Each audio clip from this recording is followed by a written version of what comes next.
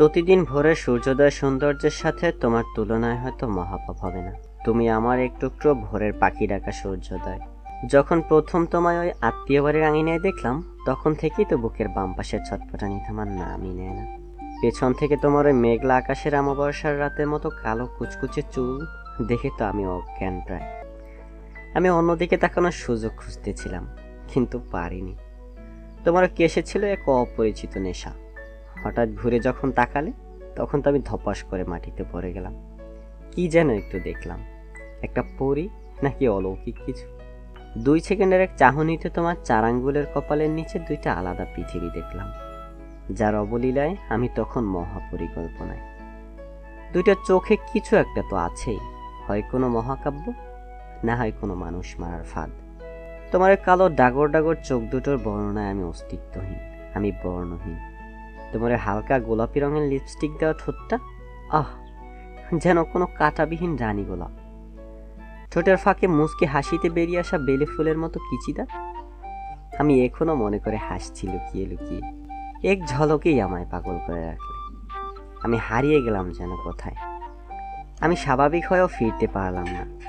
মনে গেঁথে গেছো তুমি। একটু এগিয়ে হাতটা ধরতে গিয়ে আবার এক মহাজালা। আমি যে তোমার রেশমি কাপড়ের মতো চুরি দেওয়া হাতটা আর আংটির ফাঁকের আঙুলগুলো হৃদয়ে নেওয়ার ইচ্ছে। হাতটা ধরে ভিতর মতো কাঁপতে কাঁপতে কি যেন বললাম, আমার মনে নেই। তখন হাতটা টেনে মুখের সামনে নিয়ে মুখটা ঢেকে যে হাসি দিলে, আহ, আমি তো কোথায় যেন হারিয়ে গেলাম। মনে হলো সন্ধ্যার আগ মুহূর্তে বর্ষার দিনে মেঘলা আকাশের মাঝে হালকা বাতাস আমাকে জড়িয়ে নিয়েছে বুকে, আর আমি চোখে ঘুম নিয়ে চোখ বুজে সেটা উপভোগ করছি। কিছু না বলে চলে যাওয়া আমাকে ব্যাকুল করলেও আমি তখন প্রেমের নেশায় মাতাল। আমি কিছু ভাবতেই পারিনি তখনকার অনুভূতি ছাড়া। বাড়িতে এসে সুস্থ হয়ে তোমার কথা মনে করে আবার আমি মাতাল। তোমাকে আমি যে এখন পাশে চাই, আবার সেই হাতটা ধরে তোমার চোখের দিকে তাকিয়ে এক মহাকাব্য পড়তে চাই, উন্মোচন করতে চাই নেশার উৎস। আমি দেখব তোমার মাথার ওই টকবগি উকি দেওয়া মেঘলা আকাশের মতো চুলগুলো আসল কিনা।